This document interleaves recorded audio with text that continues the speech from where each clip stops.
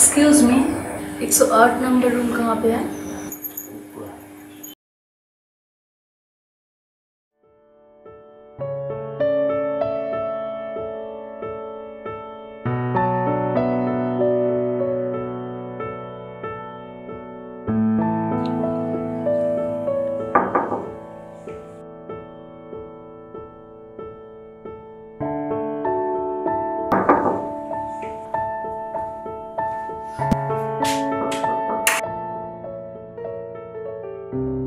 कितनी देर लगा दी दरवाजा खुलने में? अरे बाथरूम में था मेरी जान।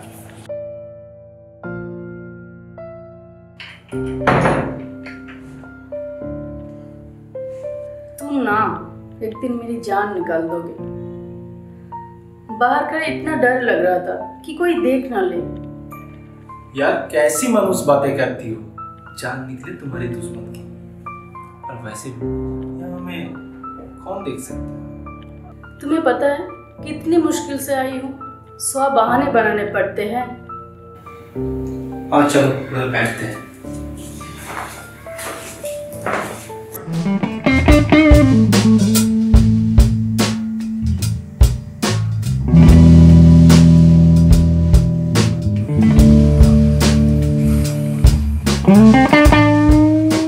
तुम भी ना बड़ी आसानी से कह दिया कि लाना भूल गए। रास्ते में कितनी केमिस्ट की दुकान है। अगर मैं प्रेग्नेंट हो गई तो क्या जवाब दूंगी माँ? तुम्हें तो पता है कि अभी तक सुहाग रात भी नहीं हुई है हमारी। कुछ नहीं होगा।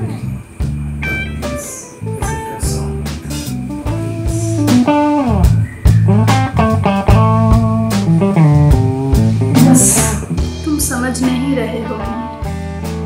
अगर कुछ हो गया ना तो उंगली मुझ पर ही उठेगी। तुम तो मर्द हो, तुम्हें कोई कुछ नहीं कहेगा।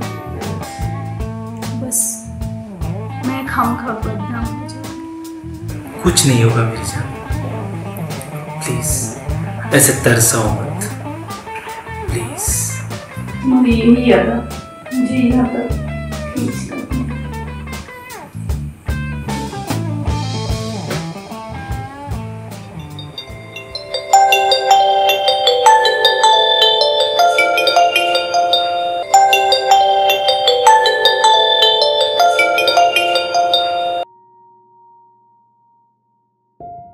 जी।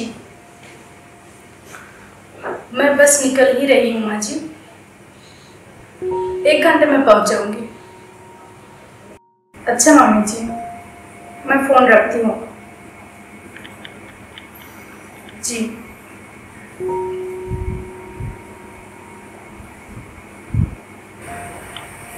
गुड, बस इसीलिए तुम्हें अपने पास बुलाने को मजबूर हो जाता हूँ। ऐसा करता हूँ, आज ऑफिस से छुट्टी ले लेता हूँ, पूरा दिन साथ में बिताएंगे, ठीक है? ना ना बाबा, मुझे वैसे भी बहुत डर लगता है। मम्मी जी को मुझ पर शक हो गया है। 2 दिन से बहुत सवाल कर रही है। क्या जान, तुम अपने साथ से इतनी क्यों डरती हो? तुम कुछ गलत नहीं कर रही हो। हम एक दूसरे से प्यार करते हैं और प्यार करना कोई पाप नहीं है, ठीक है? मैं उनसे डरती नहीं होंगी, बस मैं हर्ट नहीं करना चाहती। सिर्फ 10 दिन हुए हैं हमारी शादी को। परसों शाम को जब तुमसे मिलने आई थी ना, तो बहुत से बहाने बनने पड़े थे। अब हम ये सब बंद करना होगा, वरना घर टूट जाएगा। देखो मानसी, मुझे नहीं लगता कि हम लोग कुछ गलत कर रहे हैं। तुम क्या समझती हो, ये मेरे लिए आसान है? यार मुझे भी तो माँ से बहाना बनाना पड़ता है। वो 10 सवाल पूछती है। कल ऑफिस में उनका फ़ोन आया था, लेकिन मैंने उनसे कह दिया कि मेरा ऑफिस में बहुत काम है, मैं ऑफिस में ही रहूँगा। तुम ये कैसे भूल जाती हो? वो सिर्फ तुम्हारी सास ही नहीं, मेरी माँ भी है। मुझे बहुत प्राउड फील होता है जब तुम उनकी इतनी परवाह करती हो। लेकिन क्या उन्हें हमारे बारे में नहीं सोचना चाहिए? हमारे शादी को 10 दिन हो गए, लेकिन उनकी मन्नतें अभी तक पूरी नहीं हुई। उन्होंने हमें स्वरात तक नहीं मनाने दी। रोजाना कहीं ना कहीं पूजा करवाती रहती है हमसे। तो क्या मुझे हट नहीं होता वहां से? 4 दिन, पूरे 4 दिन घुटता रहा मैं। वो तो तुम कितना अंडरस्टैंडिंग हो, वरना अरेंज मैरिज में तो कितना वक्त लग जाता है एक दूसरे को समझने में। पहले भी लव मैरिज के खिलाफ थी, लेकिन यार। सच सच बताओ मिहिर, क्या शादी से पहले तुम किसी से?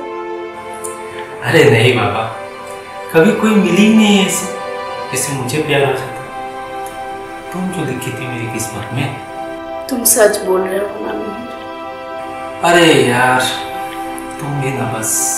तुम्हें पता है, भैया शादी के 1 महीने तक माँ के साथ पूजा पाठ में लगे रहे थे। माँ उनको और भाभी को रोजाना कहीं ना कहीं मन्नत पूरी करने ले जाती थी। एक दिन तंग आके भाभी अपनी मायके चली गई। भैया बड़ी मुश्किल से उन्हें मना कर लाई, लेकिन फिर भी माँ को समझ नहीं आई। अब वो हमारे साथ भी वही कर रही है। माँ हार्ट ना हो, इसीलिए तो मैं उनसे बात नहीं करता। लेकिन अब लगता है उनसे बात करनी ही होगी, वरना वे छोटे के साथ भी यही करेंगे। तुम टेंशन मत लो, मैंने भैया से बात कर ली है। आज रात के फ्लाइट से आ रहे हैं, उनके सामने माँ से बात करूँगा, शायद वे समझ जाए।